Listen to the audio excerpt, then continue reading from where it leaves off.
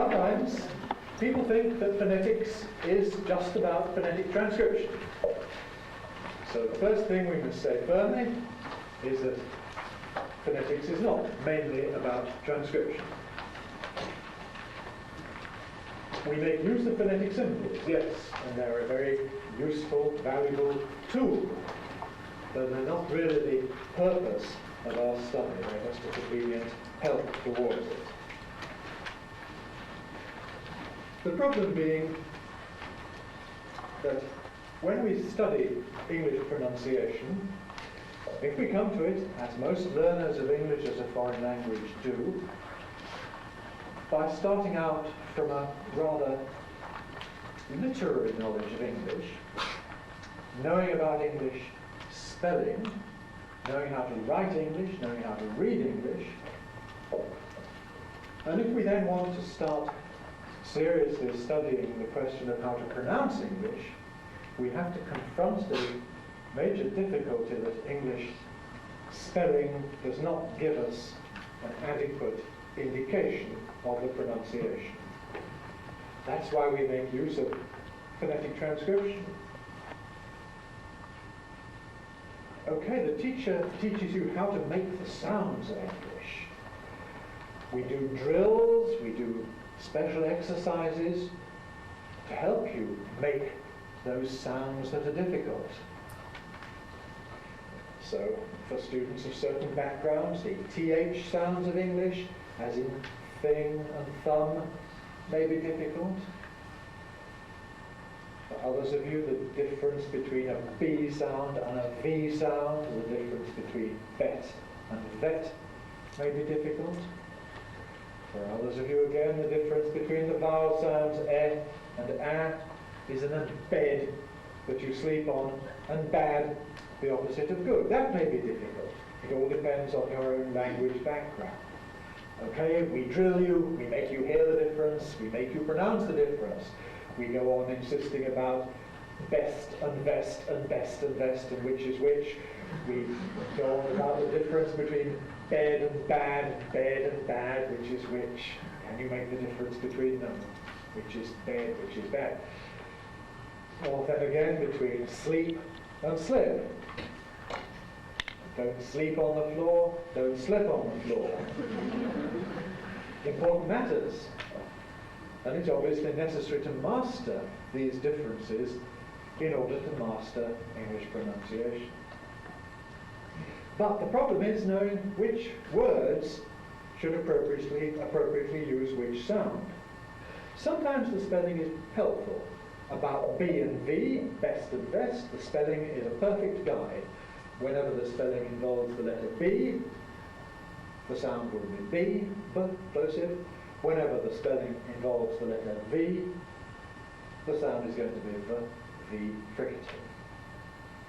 So as long as you can spell correctly, you shouldn't have any problem knowing which sound to use. The spelling is a pretty good guide about e and a, bed and bad. 95% of the time it works correctly.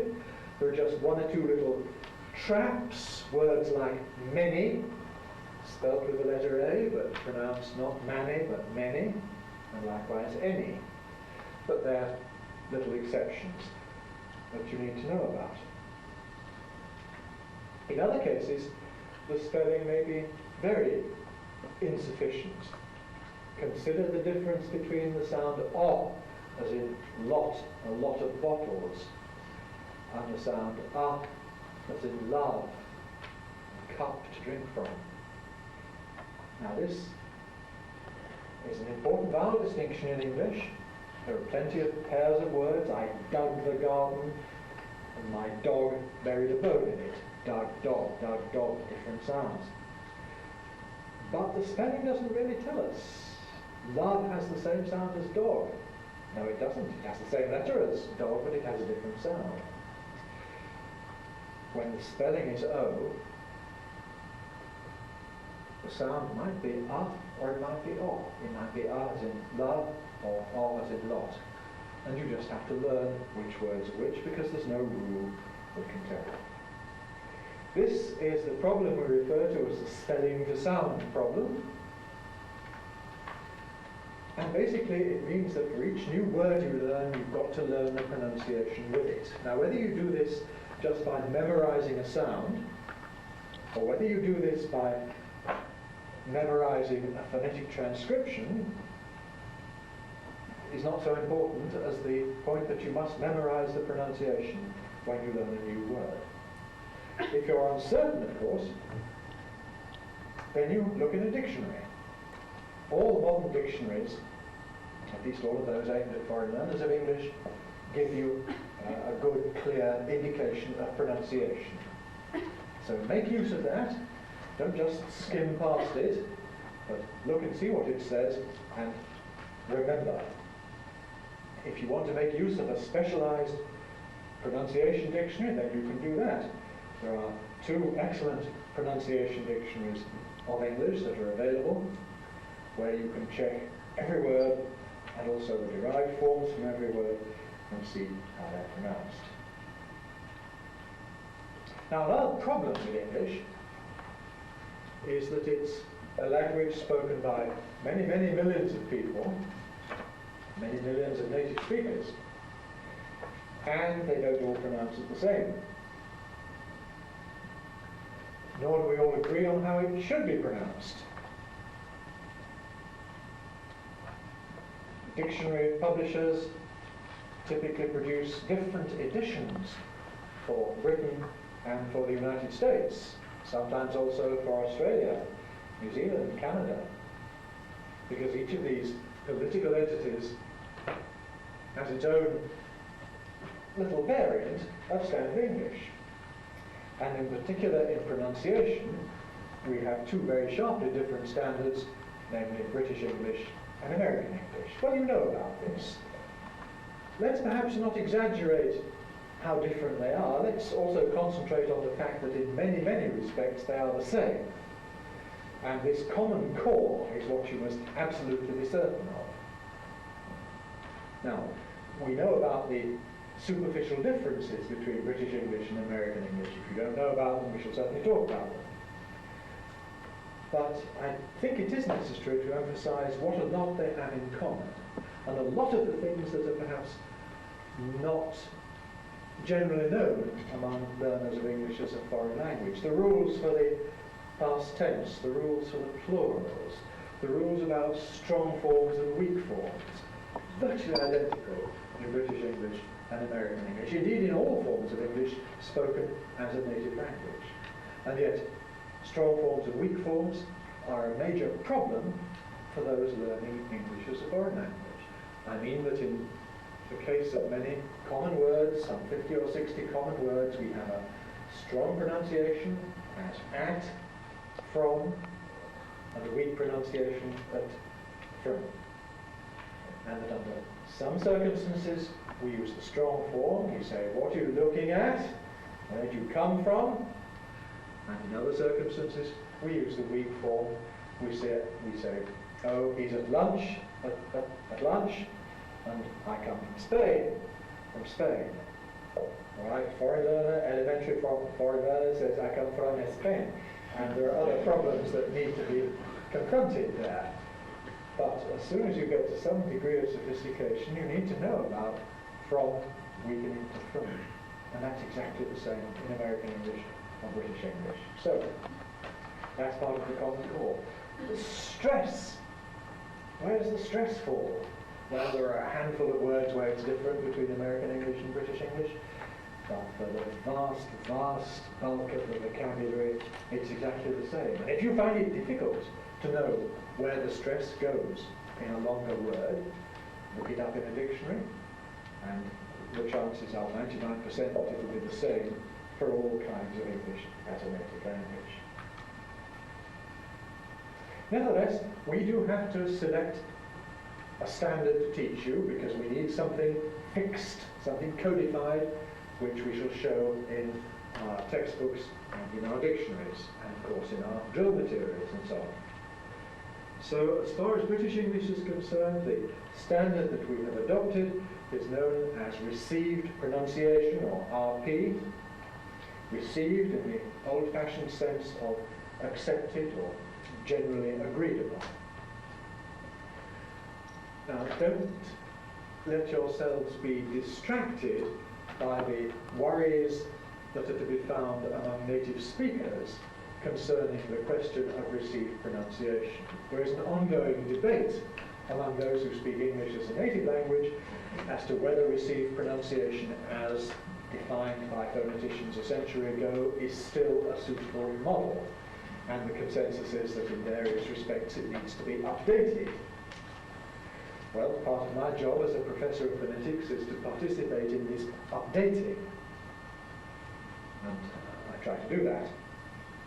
But it also means that those who speak English as a native language may tell you that received pronunciation is something that is now no longer of any validity, that should be disregarded and replaced by something else. The problem is they haven't altogether decided what to replace it with. I take a different line. I say what we must do is update it and replace it with something up to date. And maybe we're just arguing about terminology there, because the ways in which it has to be updated are a gradual movement in the direction of the changes that are happening in Britain. Now, changes happen all the time in language.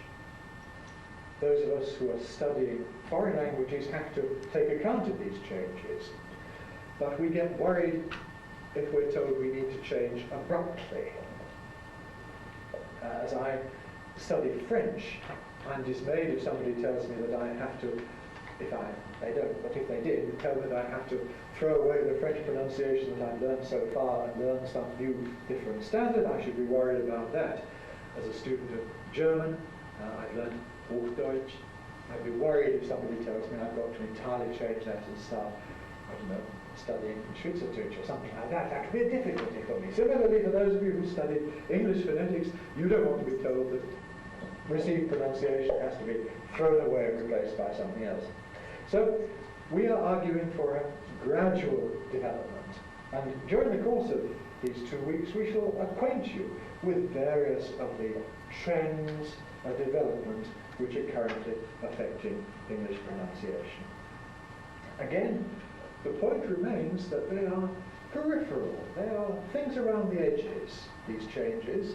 The vast bulk of material that requires study for those studying the pronunciation of English as a foreign language remains constant. And all those points about learning to make the contrasts between this vowel and that vowel, between sleep and slip, between consonant B and V, between the vowels bed and bad, learning about weak forms, learning about stress patterns, learning about intonation, all of these things remain exactly the same as you've been taught in previous times. Let's move on to an example now about how important it is to consider pronunciation as well as considering spelling. What do you know about the English past tense? How do we form the regular English past tense? We can formulate the rule in two different ways. We can either base the rule on the spelling, or we can base it on the pronunciation. Here's the rule based on the spelling, the orthographic rule, which I'm sure you know, because you all learn this when you first learn the elements of English. If the stem of the verb ends in the letter E, then you add a D. So from free to free something, you get the past tense freed. From place, you get the past tense placed. From state, you get the past tense stated. If the stem doesn't end in E, then you add ED. So mode, we add ED, we get mode. Miss, we add ED, we get missed. Land, we add ED, we get landed. There are various other minor rules that you also know about. You have to change Y into IE as try, tried. You have to double consonants after short vowels, semi-consonants, stop, stopped, gut, gutted. So that's the spelling rule. But now let's try saying those words aloud. What do we notice? What do we add in terms of pronunciation? Free, freed. We've added d. Place, placed. We've added t. State, stated. We've added in. Second line, moan, moaned. We've added d. That's like free, freed. Miss, missed. T. We've added t, like place, placed. Land, landed. We've added id, just like state, stated. Try, tried. We've added d. Stop, stopped. We've added t. Gut, gutted. We've added in. So there's a different way of dividing this material with these same examples. If we look at it not from the point of view of the spelling, but from the point of view of the pronunciation, we're going to get a different pattern.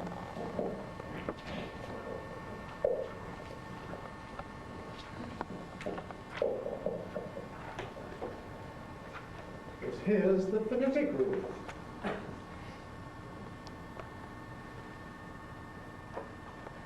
Here we think not about the letters that we write when we spell something. We think about the sounds that we make when we pronounce something. Okay, we can also see them as phonetic letters when we write phonetic symbols, but that's secondary. So, the phonetic rule is if the stem, the verb stem, ends in a voiced sound, a sound made with the vocal folds vibrating, a vowel sound, or a voiced consonant sound, then we add d. So to free, E is a voiced sound, gives us a past tense freed. At the moment we've got beautiful sunshine, but in the winter we get snow. The verb to snow, what's the past tense? Snowed, because snow ends in a vowel sound, a diphthong L, snowed. Moan, that ends in a consonant sound, but it's a voiced consonant, moan, so we get moaned, past tense, moaned, we add them. If I grab something, past tense, grabbed, because the body is voiced. Love, v is a voiced consonant, past tense, loved. And then try, that's a vowel sound, a diphthong, voiced, because all vowels and diphthongs are voiced. So the past tense is tried, tried. If, however, the stem ends in a voiceless consonant, then we make the suffix voiceless as well. We have a t sound. So from the verb to place, s, voiceless consonant, we get placed. Miss gives us missed. Stop, voiceless P sound gives us stopped. Laugh, laugh, aha, now what does laugh end in? We don't want to know about the spelling, GH, what's the sound? It's a voiceless F sound, so we get the past tense laughed. This depends then not upon the spelling, letters, but upon the pronounced sounds. And there's a special case if the stem ends in one of the two sounds t or d, one of the two alveolar plosives.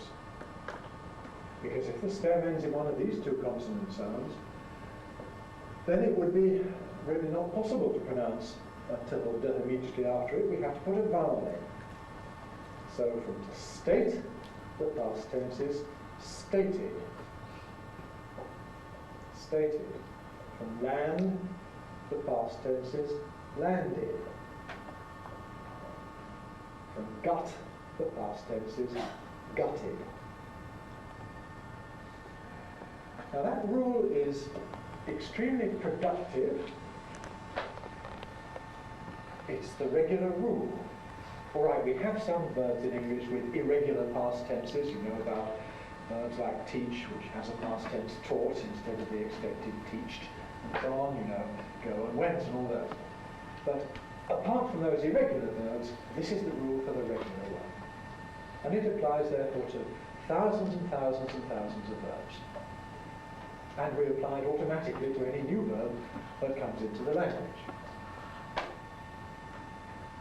But unless you study it explicitly, you may not be sure about it.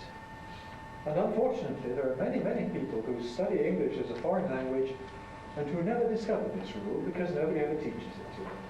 And yet it's a very straightforward and easy rule, and it will enable you to avoid mistakes of the kind we do sometimes hear from foreign learners. What kinds of mistakes do we sometimes hear?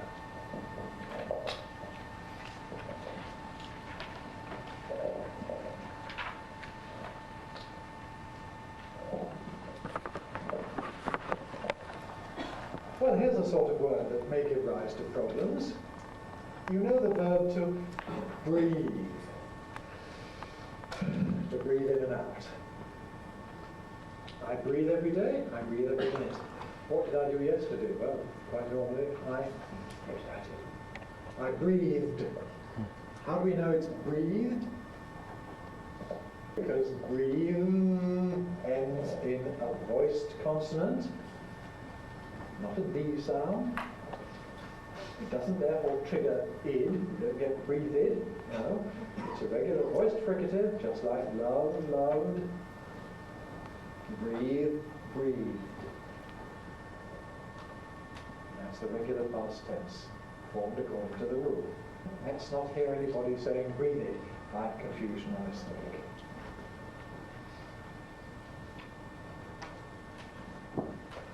Now here's a problem case for the experts. Who knows this verb? How do we pronounce it? How do we write the past tense? How do we pronounce the past tense? How do we write the past tense?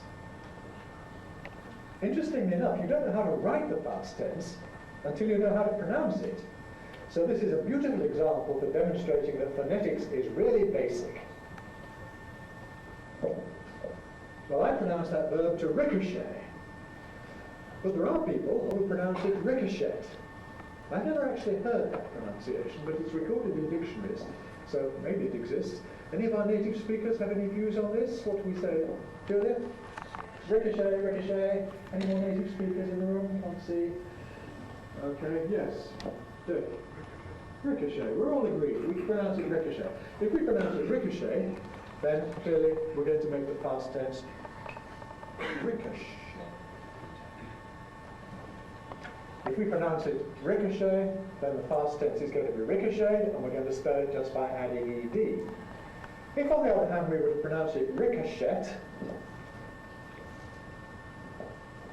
then it will get the past tense ricocheted, and we'd have to double the letter T in the spelling. And if you look in standard dictionaries, you will usually find both of those past tenses entered there.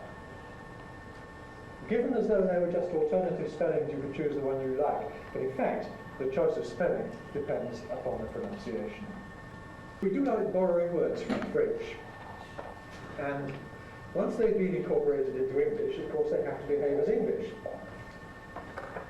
So, here's another useful word from French, rendezvous, to meet people at an agreed time and place. Let's rendezvous in the office at 12 o'clock. All right, we rendezvous there. Afterwards, we'd say, what do we do? How do we pronounce the past tense? We rendezvoused. It's got to be, hasn't it? Because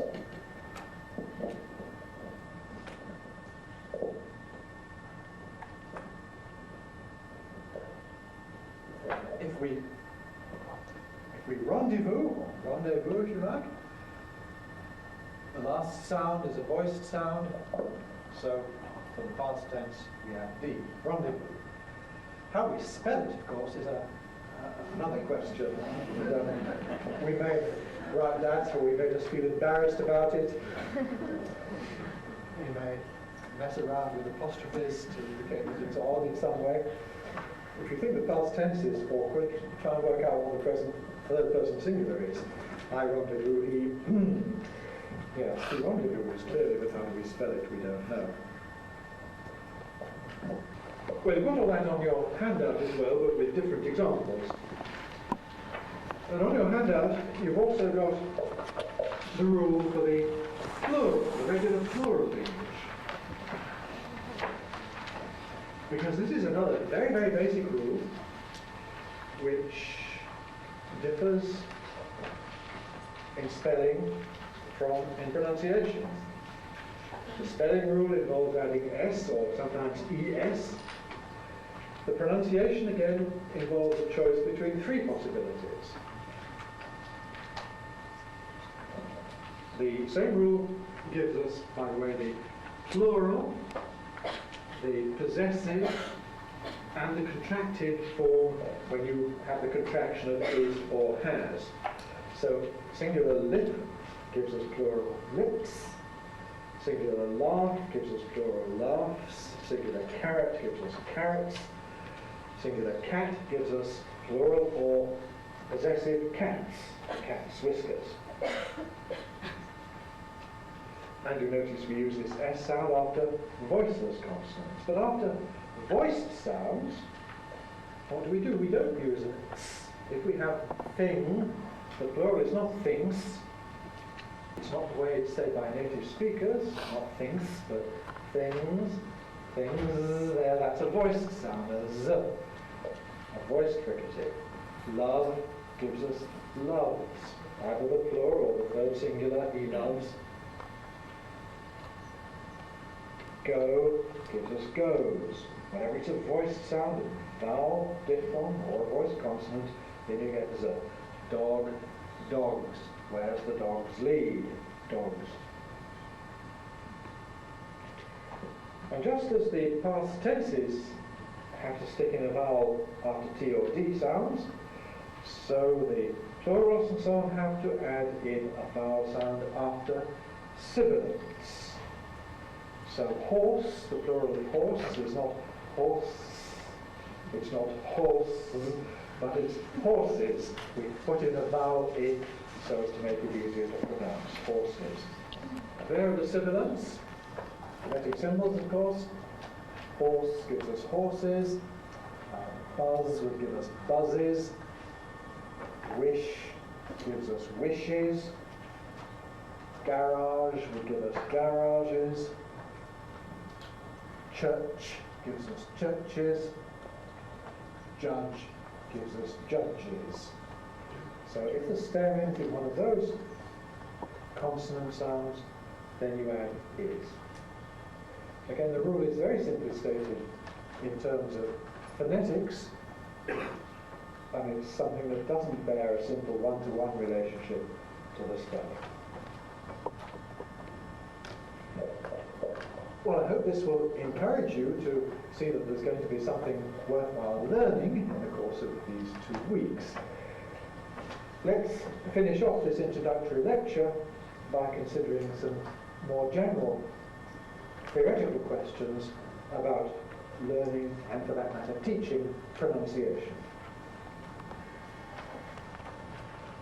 It's important to emphasize that there are two aspects to all work on the pronunciation of a language.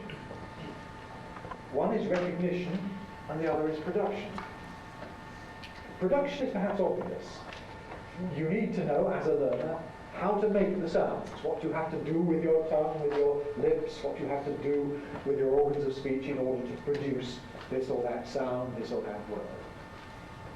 Well, that's obvious, but it's only half the story, because it's also important to learn to recognize the sounds of a foreign language. Now, all of us grow up speaking some language or other, sometimes more than one, and depending on our experiences in early life, we're going to be biased throughout our life towards the language that we've grown up with. I grew up speaking English, which means that inevitably I'm going to perceive all other languages through a kind of filter of Englishness. It means that sounds that are distinct in English are going to be easy for me to hear apart in a foreign language, whereas sounds that we don't distinguish in English are going to be more difficult for me to hear in the foreign language. You likewise will have your biases, and it may mean that some of the sounds, some of the contrasts of English are particularly difficult for you. One of the things you will discover if you're in an international group of learners is that what is easy for one learner is difficult for another learner. If you are, shall we say, from Eastern Europe, you may well find that the difference between bed and bag is difficult.